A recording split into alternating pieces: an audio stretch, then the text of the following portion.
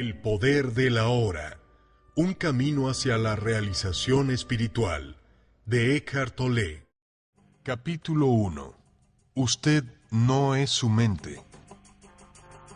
El mayor obstáculo para la iluminación. La iluminación. ¿Qué es eso? Un mendigo había estado sentado más de 30 años a la orilla de un camino. Un día pasó por allí un desconocido. «Una monedita», murmuró mecánicamente el mendigo, alargando su vieja gorra de béisbol. «No tengo nada que darle», dijo el desconocido. Después preguntó, «¿Qué es eso en lo que está sentado?» «Nada», contestó el mendigo. «Solo una caja vieja. Me he sentado en ella desde que tengo memoria». «¿Alguna vez ha mirado lo que hay dentro?», preguntó el desconocido. «No», dijo el mendigo. «¿Para qué? No hay nada dentro». «Échele una ojeada», insistió el desconocido. El mendigo se las arregló para abrir la caja. Con asombro, incredulidad y alborozo, vio que la caja estaba llena de oro. Yo soy el desconocido que no tiene nada que darle y que le dice que mire dentro. No dentro de una caja como en la parábola, sino en un lugar aún más cercano, dentro de usted mismo. «Pero yo no soy un mendigo», le oigo decir. Los que no han encontrado su verdadera riqueza, que es la alegría radiante del ser y la profunda e inconmovible paz que la acompaña, son mendigos, incluso si tienen mucha riqueza material. Buscan afuera mendrugos de placer o de realización para lograr la aceptación, la seguridad o el amor, mientras llevan dentro un tesoro que no solo incluye todas esas cosas, sino que es infinitamente mayor que todo lo que el mundo pueda ofrecer. La palabra iluminación evoca la idea de un logro sobrehumano y el ego quiere conservar las cosas así, pero es simplemente el estado natural de sentir la unidad con el ser. Es un estado de conexión con algo inconmensurable e indestructible, algo que casi paradójicamente es esencialmente usted, y sin embargo, es mucho más grande que usted. Es encontrar su verdadera naturaleza más allá del nombre y de la forma.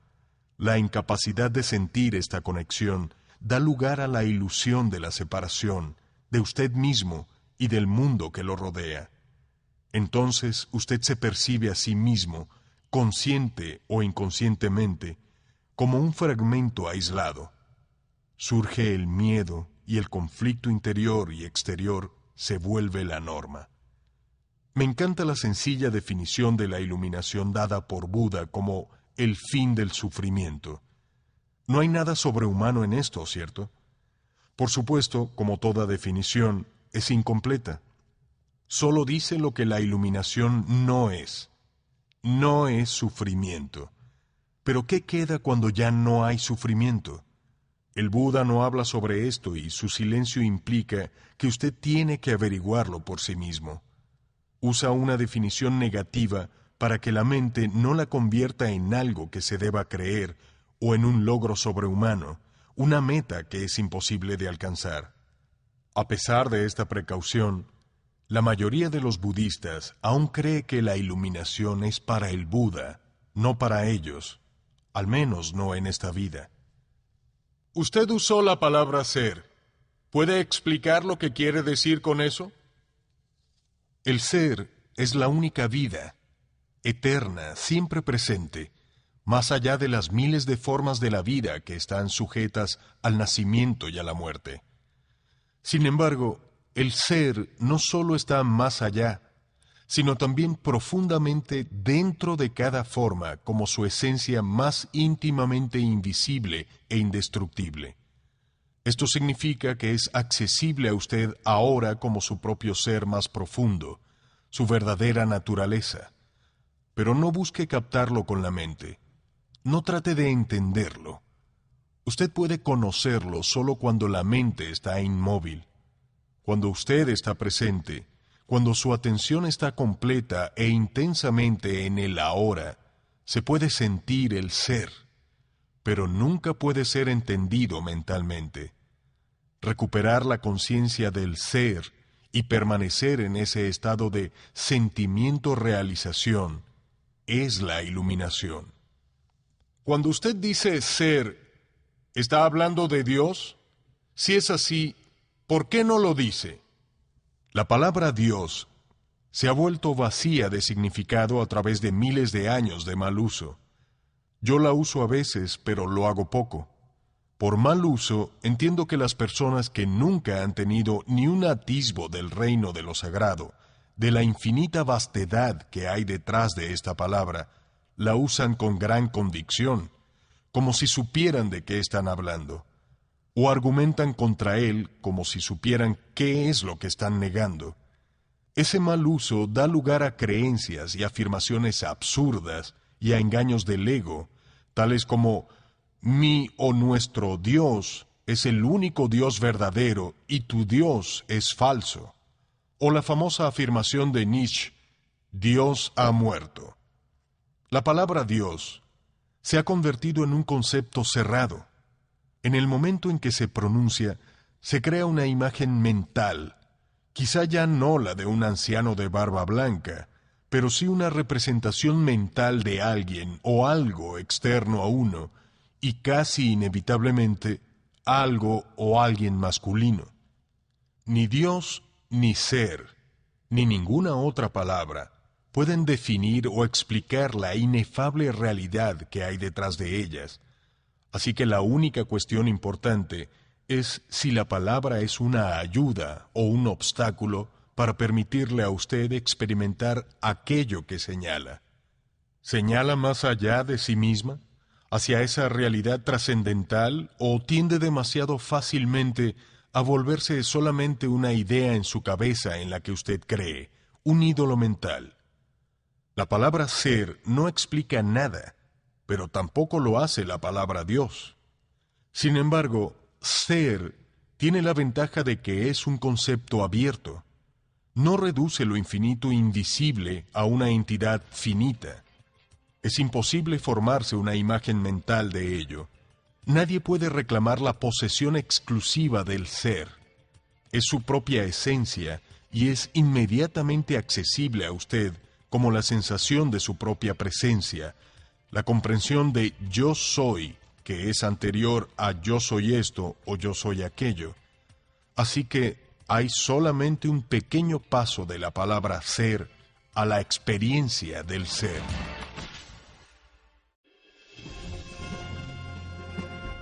¿Cuál es el mayor obstáculo para experimentar esta realidad? La identificación con su mente, que hace que el pensamiento se vuelva compulsivo.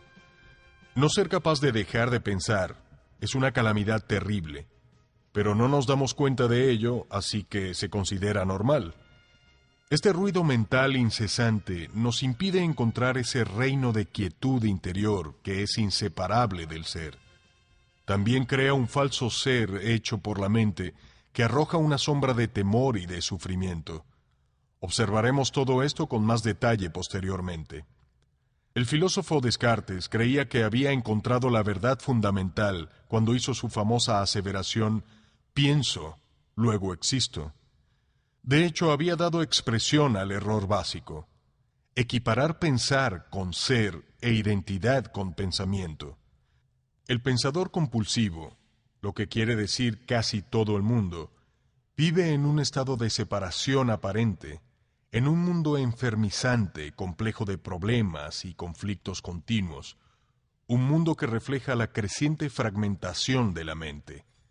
La iluminación es un estado de totalidad, de estar en unión y por lo tanto en paz, en unión con la vida en su aspecto manifestado, el mundo, así como con su ser más profundo y con la vida no manifestada, en unión con el ser. La iluminación no es sólo el fin del sufrimiento y del conflicto continuo interior y exterior, sino también el fin de la temible esclavitud del pensamiento incesante. ¡Qué increíble liberación! La identificación con su mente crea una pantalla opaca de conceptos, etiquetas, imágenes, palabras, juicios y definiciones que bloquea toda relación verdadera. Se interpone entre usted y su propio yo, entre usted y su prójimo, entre usted y la naturaleza, entre usted y Dios. Es esta pantalla de pensamiento la que crea la ilusión de la separación, la ilusión de que existe usted y un otro totalmente separado. Entonces olvida el hecho esencial de que bajo el nivel de las apariencias físicas y de las formas separadas, usted es uno con todo lo que es. Con olvidar, quiero decir que usted ya no puede sentir esta unidad como una realidad autoevidente. Puede que crea que es verdad, pero ya no sabe que es verdad. Una creencia puede ser consoladora. Sin embargo, solo a través de su propia experiencia se vuelve liberadora. Pensar se ha vuelto una enfermedad. La enfermedad ocurre cuando las cosas se desequilibran. Por ejemplo, no hay nada malo en que las células se multipliquen y dividan en el cuerpo, pero cuando este proceso continúa sin tener en consideración el organismo total, las células proliferan y tenemos una enfermedad. La mente es un instrumento magnífico si se usa correctamente. Utilizada en forma inadecuada, sin embargo, se vuelve muy destructiva. Para decirlo en forma más exacta, no es tanto que usted la utilice inadecuadamente. Generalmente usted no la utiliza en absoluto. Ella lo utiliza a usted. Esa es la enfermedad. Usted cree que usted es su mente. Ese es el engaño.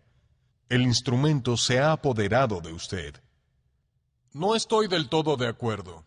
Es cierto que tengo muchos pensamientos inútiles, como la mayoría de las personas, pero todavía puedo escoger usar mi mente para lograr cosas y lo hago todo el tiempo.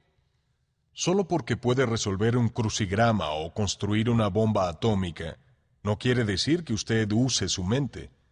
Así como a los perros les encanta roer huesos, a la mente le encanta hincarle el diente a los problemas. Por eso hace crucigramas y construye bombas atómicas.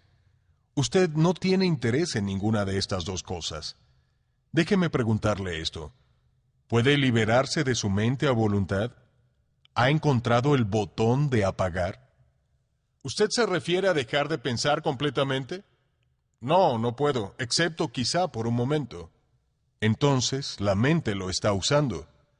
Usted está identificado inconscientemente con ella, de forma que ni siquiera sabe que es su esclavo. Es casi como si usted estuviera poseído sin saberlo y, por lo tanto, toma a la entidad que lo posee por usted mismo. El comienzo de la libertad es la comprensión de que usted no es la entidad que lo posee, el que piensa. Saber esto le permite observar a esa entidad. En el momento en que usted empieza a observar al que piensa, se activa un nivel más alto de conciencia.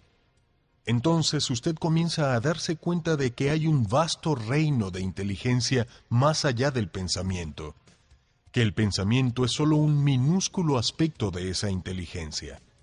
También se da cuenta de que todo lo que importa verdaderamente, la belleza, el amor, la creatividad, la alegría, la paz interior, surgen de un lugar más allá de la mente. Usted comienza a despertar.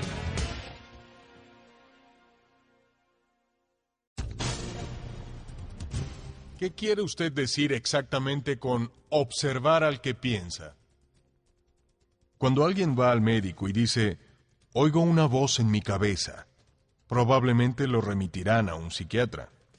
El hecho es que, de forma muy similar, prácticamente todo el mundo oye una voz o varias voces en su cabeza todo el tiempo. Los procesos involuntarios de pensamiento que usted no se da cuenta que puede detener. Los monólogos o diálogos continuos. Usted probablemente se ha cruzado en la calle con locos que hablan o murmuran para sí mismos incesantemente. Bueno, esto no es muy diferente de lo que usted y otras personas normales hacen, excepto por el hecho de que usted no lo hace en voz alta. La voz comenta, especula, juzga, compara, se queja, acepta, rechaza y así sucesivamente. La voz no es necesariamente relevante para la situación en la que usted se encuentra en ese momento. Puede estar revisando el pasado reciente o lejano, o ensayando o imaginando posibles situaciones futuras. En este caso, frecuentemente imagina resultados negativos o problemas. Este proceso se llama preocuparse. A veces, esta pista de sonido va acompañada por imágenes visuales o películas mentales. Incluso si la voz es relevante para la situación del momento, la interpretará de acuerdo con el pasado. Esto se debe a que la voz pertenece a su mente condicionada, que es el resultado de toda su historia pasada, así como del escenario mental de la cultura colectiva que usted heredó. Así, usted ve y juzga el presente con los ojos del pasado y obtiene una visión de él totalmente distorsionada. No es raro que esa voz sea el peor enemigo de la persona. Muchos viven con un torturador en la cabeza que continuamente los ataca y los castiga y les drena la energía vital. Esto causa sufrimiento e infelicidad, así como enfermedad. Lo bueno es que usted puede liberarse de su mente. Esa es la única liberación verdadera. Usted puede dar el primer paso ahora mismo.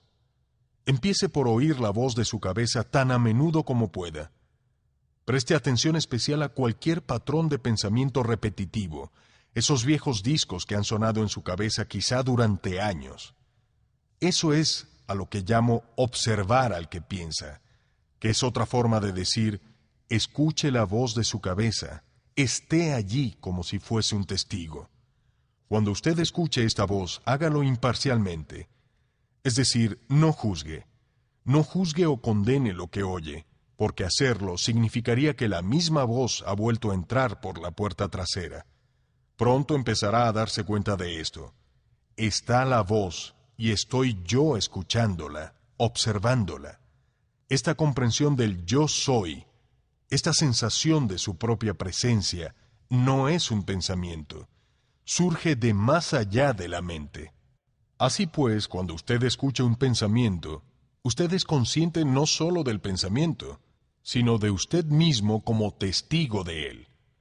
Ha aparecido una nueva dimensión de conciencia. Mientras oye al pensamiento, usted siente una presencia consciente, su ser más profundo, más allá o debajo del pensamiento, como quien dice. El pensamiento entonces pierde su poder sobre usted y rápidamente se calma porque usted ya no le da energía a la mente por medio de la identificación con ella. Este es el comienzo del fin del pensamiento involuntario y compulsivo. Cuando un pensamiento pierde fuerza, usted experimenta una discontinuidad en la corriente mental, una brecha de no mente. Al principio las brechas serán cortas, unos segundos tal vez, pero gradualmente se harán más largas. Cuando ocurren esas rupturas, usted experimenta cierta quietud y paz dentro de usted. Es el comienzo de su estado natural de percepción de la unidad con el ser, que generalmente está oscurecida por la mente.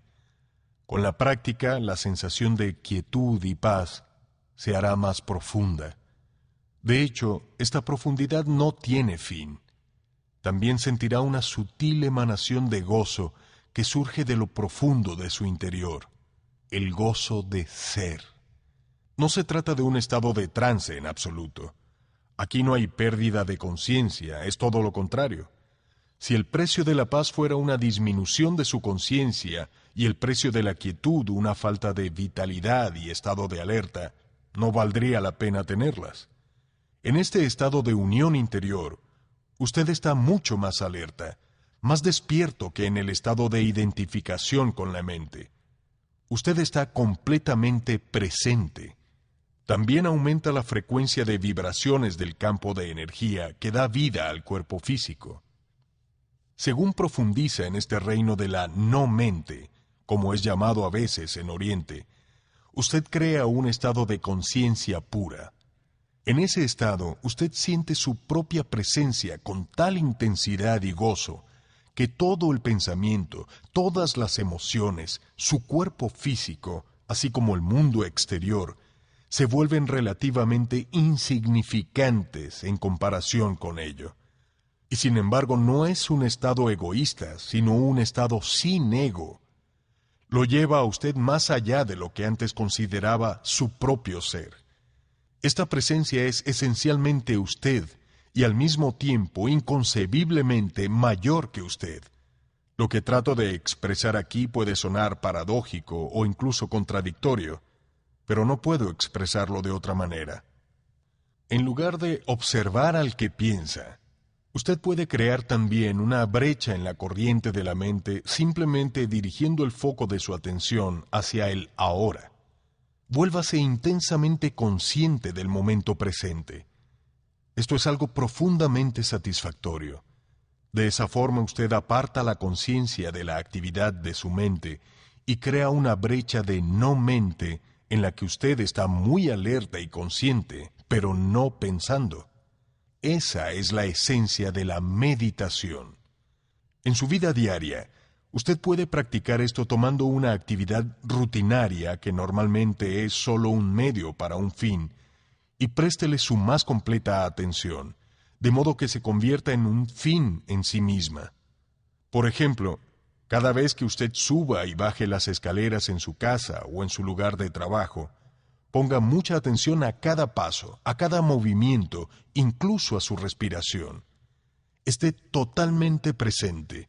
O cuando se lave las manos, preste atención a todas las percepciones sensoriales asociadas con la actividad. El sonido y el tacto del agua, el movimiento de sus manos, el aroma del jabón, y así sucesivamente. O cuando suba a su automóvil, después de cerrar la puerta, haga una pausa de unos segundos y observe el flujo de su respiración. Hágase consciente de una sensación de presencia silenciosa, pero poderosa. Hay cierto criterio por el que puede medir su éxito en esta práctica: el grado de paz que siente interiormente.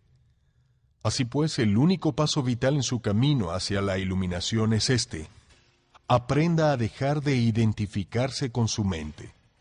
Cada vez que usted crea una brecha en el fluir de la mente, la luz de su conciencia se vuelve más fuerte. Un día puede que se sorprenda a sí mismo sonriendo a la voz de su cabeza como sonreiría ante las travesuras de un niño. Esto significa que ya no se toma tan en serio el contenido de su mente, puesto que el sentido de usted mismo no depende de él. La iluminación, elevarse por encima del pensamiento. Para sobrevivir en este mundo, ¿no es esencial el pensamiento? Su mente es un instrumento, una herramienta. Está ahí para utilizarla en una tarea específica, y cuando se termina la tarea, hay que dejarla de lado. Como se usa ahora, yo diría que el 80 o 90% del pensamiento de la mayoría de las personas es no solo repetitivo e inútil, sino que por su naturaleza disfuncional y a menudo negativa, gran parte de él es también perjudicial. Observe su mente y descubrirá que esto es verdad. Ella causa una pérdida grave de energía vital. Este tipo de pensamiento compulsivo es en realidad una adicción. ¿Qué es lo que caracteriza a una adicción? Simplemente esto: usted ya no siente que puede elegir detenerse. Parece más fuerte que usted. También le da una sensación falsa de placer, placer que invariablemente se convierte en dolor. ¿Por qué habríamos de ser adictos al pensamiento?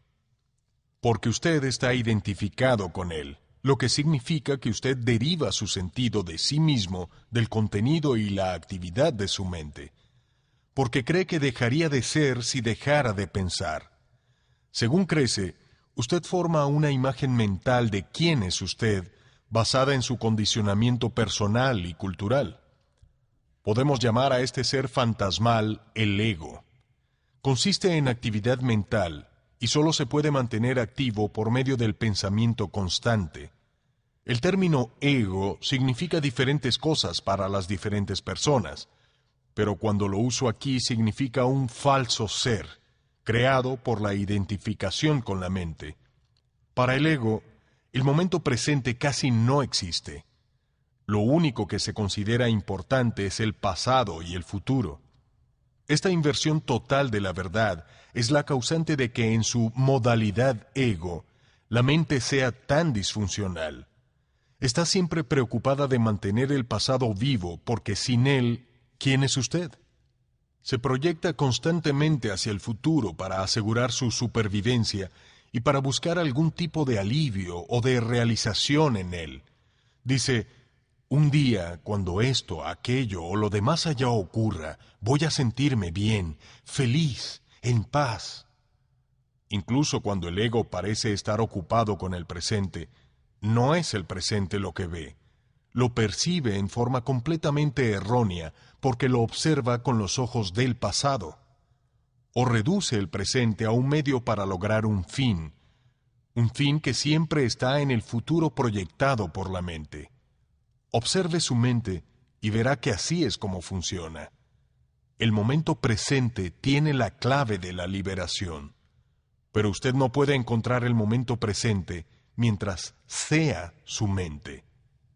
No quiero perder mi capacidad de análisis y discriminación. No me molestaría aprender a pensar más claramente, en forma más concentrada, pero no quiero perder mi mente. El don del pensamiento es lo más precioso que tenemos. Sin él seríamos solamente otra especie animal. El predominio de la mente no es más que una etapa en la evolución de la conciencia. Necesitamos pasar urgentemente a la próxima etapa. Si no, seremos destruidos por la mente, que se ha convertido en un monstruo. Hablaré con más detalles sobre esto después. Pensamiento y conciencia no son sinónimos. El pensamiento es solo un pequeño aspecto de la conciencia. El pensamiento no puede existir sin la conciencia, pero la conciencia no necesita al pensamiento. La iluminación significa levantarse por encima del pensamiento, no caer a un nivel inferior del pensamiento, el nivel de un animal o una planta. En el estado iluminado, usted todavía usa su mente pensante cuando la necesita, pero en una forma mucho más enfocada y efectiva que antes. La usa sobre todo con fines prácticos, pero está libre del diálogo interno involuntario y hay una quietud interior. Cuando usted usa la mente, y particularmente cuando se necesita una solución creativa, usted oscila unos cuantos minutos entre el pensamiento y la quietud, entre la mente y la no mente. La no mente es conciencia sin pensamiento. Solo de esta forma es posible pensar creativamente, porque solo de esta forma el pensamiento tiene poder real. El pensamiento solo, cuando no está conectado con el reino mucho más vasto de la conciencia, se vuelve estéril rápidamente, insensato, destructivo. La mente es esencialmente una máquina de supervivencia. Ataque y defensa contra otras mentes. Recoger, almacenar y analizar información. Eso es en lo que es buena, pero no es creativa en absoluto. Todos los artistas verdaderos, lo sepan o no, crean desde un lugar de no mente, de quietud interior. La mente entonces da forma a la visión o impulso creativo. Incluso los grandes científicos han dicho que sus grandes logros creativos llegaron en un momento de quietud mental. El sorprendente resultado de una encuesta nacional entre los matemáticos más eminentes de Norteamérica, incluido Einstein, para conocer sus métodos de trabajo, fue que el pensamiento juega solo un papel subordinado en la breve y decisiva fase del acto creativo en sí mismo. Así pues, yo diría que la sencilla razón por la que la mayoría de los científicos no son creativos no es porque no saben pensar, sino porque no saben cómo dejar de pensar. No fue por medio de la mente, del pensamiento, como el milagro de la vida sobre la tierra o el de su propio cuerpo, fueron creados y se sostienen. Hay claramente una inteligencia trabajando que es mucho más grande que la mente. ¿Cómo puede una simple célula humana que mide 1 milésima de pulgada contener instrucciones en su ADN que llenarían 1000 libros de 600 páginas? Cuanto más aprendemos sobre el funcionamiento del cuerpo, más descubrimos cuán vasta es la inteligencia que funciona en él y qué poco conocemos. Cuando la mente se vuelve a conectar con esto, se vuelve una herramienta sumamente maravillosa. Entonces le sirve a algo más grande que ella misma.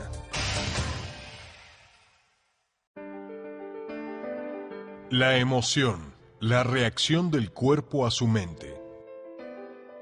¿Y las emociones? Me siento atrapado en mis emociones más que en la mente. La mente, en la forma en que uso la palabra, no es solamente el pensamiento. Incluye sus emociones, así como todos los patrones de reacción inconscientes de tipo mental emocional. La emoción surge en el punto en que se encuentran la mente y el cuerpo. Es la reacción del cuerpo a su mente, o podríamos decir, un reflejo de su mente en el cuerpo. Por ejemplo, un pensamiento de ataque o un pensamiento hostil creará un aumento de energía en el cuerpo al que llamamos cólera. El cuerpo se alista a luchar. El pensamiento de que usted está siendo amenazado física o psicológicamente hace que el cuerpo se contraiga, y ese es el aspecto físico de lo que llamamos miedo. La investigación ha mostrado que las emociones fuertes incluso producen cambios en la bioquímica del cuerpo. Estos cambios bioquímicos representan el aspecto físico o material de la emoción. Por supuesto, usted no es consciente habitualmente de todos sus patrones de pensamiento, y a menudo solo observando sus emociones puede hacerlos conscientes. Cuanto más identificado esté con su pensamiento, sus gustos y sus odios, sus juicios e interpretaciones, es decir, cuanto menos presente esté como la conciencia que observa, más fuerte será la carga de energía emocional, sea usted consciente de ello o no. Si usted no puede sentir sus emociones, si está desconectado de ellas, eventualmente las experimentará en un nivel puramente físico, como un problema o síntoma físico. Se ha escrito mucho sobre esto en los últimos años, así que no necesitamos entrar en ello aquí. Un patrón emocional inconsciente puede incluso manifestarse como un evento externo que aparentemente le sucede a usted. Por ejemplo, he observado que la gente que lleva dentro mucha ira, sin ser consciente de ella y sin expresarla, tiene más posibilidad de ser atacada, verbal o incluso físicamente, por otras personas iracundas y a menudo sin razón aparente. Tienen una fuerte emanación de ira que ciertas personas reciben subliminalmente y que dispara su propia ira latente. Si usted tiene dificultad para sentir sus emociones, empiece por concentrar su atención en el campo de energía interior de su cuerpo. Sienta el cuerpo desde dentro. Esto también lo pondrá en contacto con sus emociones. Exploraremos esto con más detalle más adelante. Usted dice que una emoción es el reflejo de la mente en el cuerpo, pero a veces hay un conflicto entre ambos. La mente dice no, mientras la emoción dice sí, o al contrario. Si usted quiere conocer realmente su mente, el cuerpo le dará siempre un reflejo verdadero, así que observe la emoción, o más bien siéntala en su cuerpo. Si hay un conflicto aparente entre ellos, el pensamiento será la mentira, la emoción será la verdad. No la verdad última sobre quién es usted, pero sí la verdad relativa de su estado mental en ese momento. El conflicto entre los pensamientos superficiales y los procesos mentales inconscientes es ciertamente común. Puede que usted ni siquiera sea capaz de traer a la conciencia en forma de pensamientos su actividad mental inconsciente, pero ésta siempre se reflejará en el cuerpo como una emoción, y de esto sí puede ser consciente. Observar una emoción de este modo es básicamente lo mismo que escuchar u observar un pensamiento, como describí anteriormente. La única diferencia es que, mientras un pensamiento está en su mente, una emoción tiene un fuerte componente físico, por lo tanto se siente primariamente en el cuerpo. Entonces usted puede permitir que la emoción esté allí sin ser controlado por ella. Usted ya no es la emoción. Usted es el observador, la presencia que observa. Si usted practica esto, todo lo que es inconsciente en usted saldrá a la luz de la conciencia. Entonces, ¿observar nuestras emociones es tan importante como observar nuestros pensamientos? Sí. Convierta en un hábito preguntarse a sí mismo, ¿qué pasa dentro de mí en este momento? Esta pregunta lo orientará en la dirección correcta. Pero no analice, simplemente observe. Enfoque su atención en el interior. Sienta la energía de la emoción. Si no hay emoción presente, lleve su atención más profundamente al campo de energía interior de su cuerpo. Es la puerta de entrada al ser. Una emoción habitualmente representa un patrón de pensamiento amplificado y energizado. Y puesto que a menudo es una carga energética excesiva, no es fácil inicialmente permanecer presente lo necesario para poder observarlo. Quiere apoderarse de usted y generalmente lo logra, a menos que haya suficiente presencia en usted. Si usted es empujado a la identificación inconsciente con la emoción por falta de presencia, lo que es normal, la emoción temporalmente se convierte en usted.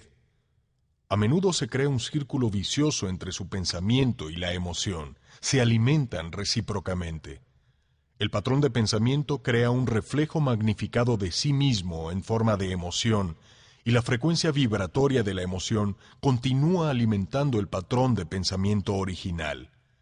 Al permanecer mentalmente en la situación, evento o persona que percibimos como causa de la emoción, el pensamiento le brinda energía a la emoción, que a su vez energiza el patrón de pensamiento y así sucesivamente. Básicamente, todas las emociones son modificaciones de una emoción primordial, indiferenciada, que tiene su origen en la pérdida de conciencia de quién es usted más allá del nombre y de la forma.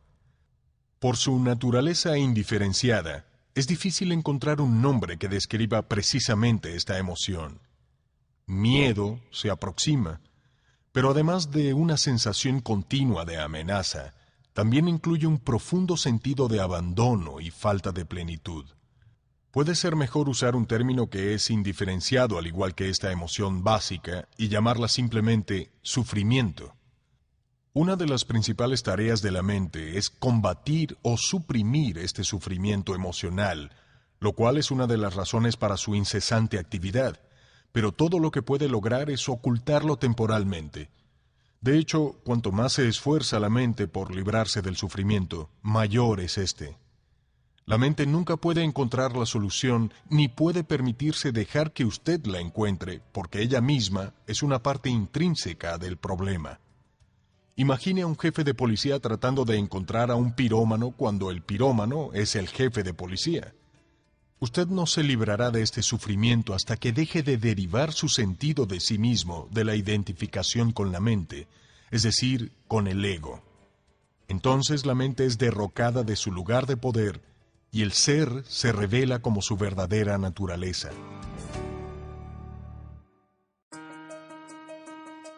Sí, ya sé lo que va a preguntar. Iba a preguntar, ¿y las emociones positivas como el amor y la alegría? Son inseparables de su estado natural de conexión interior con el ser. Los destellos de amor y alegría o los momentos breves de profunda paz son posibles siempre que hay una brecha en la corriente del pensamiento.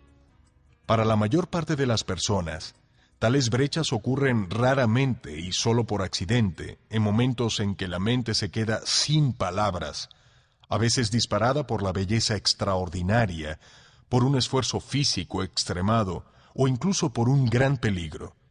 Súbitamente hay quietud interior, y en esta quietud hay una sutil pero intensa alegría. Hay amor, hay paz. Habitualmente estos momentos se viven muy brevemente, puesto que la mente vuelve a tomar rápidamente su actividad ruidosa que llamamos pensamiento. El amor, la alegría y la paz no pueden florecer hasta que usted se haya liberado del dominio de la mente. Pero no son lo que yo llamaría emociones. Reposan más allá de las emociones, en un nivel mucho más profundo. Así que usted tiene que hacerse completamente consciente de sus emociones y ser capaz de sentirlas antes de poder sentir lo que hay más allá de ellas. Emoción significa literalmente perturbación. La palabra viene del latín emovere, que significa perturbar. El amor, la alegría y la paz son estados profundos del ser, o más bien tres aspectos del estado de conexión interior con el ser. Como tales, no tienen contrarios. Esto se debe a que surgen de más allá de la mente. Las emociones, por otra parte, al ser parte de la mente dualista, están sujetas al juego de los contrarios. Esto significa sencillamente que usted no puede tener bien sin mal. Así pues, en la condición no iluminada, identificada con la mente, que a veces se llama erróneamente alegría, es el breve placer habitual del ciclo continuamente alternante del sufrimiento-placer. El placer se deriva siempre de algo que está fuera de usted, mientras que la alegría surge de dentro. Lo mismo que le brinda placer hoy, puede brindarle dolor mañana, o puede abandonarlo, así que su ausencia le traerá dolor. Y lo que a menudo se llama amor puede ser placentero y estimulante por un tiempo, pero es un asidero adictivo, una condición extremadamente menesterosa que puede convertirse en su contraria en un instante. Muchas relaciones amorosas, después de pasada la euforia inicial, de hecho oscilan entre el amor y el odio, la atracción y el ataque. El verdadero amor no conlleva sufrimiento. ¿Cómo podría? No se convierte súbitamente en odio, ni la verdadera alegría se convierte en dolor. Como dije, incluso antes de que usted esté iluminado, antes de liberarse de su mente, usted puede tener destellos de verdadera alegría, verdadero amor o una profunda paz interior, tranquilos pero vibrantemente vivos. Estos son aspectos de su verdadera naturaleza, que está habitualmente oscurecida por la mente. Incluso en una relación adictiva normal, puede haber momentos en los que la presencia de algo más genuino, algo incorruptible, puede sentirse. Pero serán solo atisbos que se ocultarán pronto por la interferencia de la mente.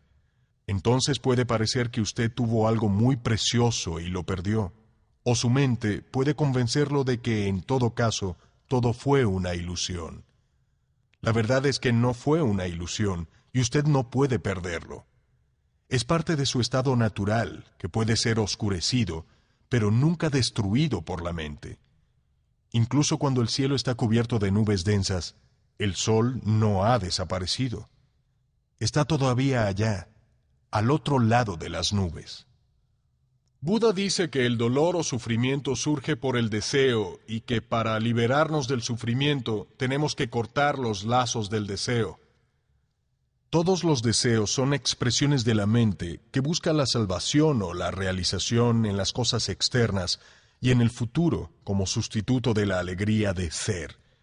Mientras yo sea mi mente, soy esos deseos, esas necesidades, carencias, apegos y aversiones.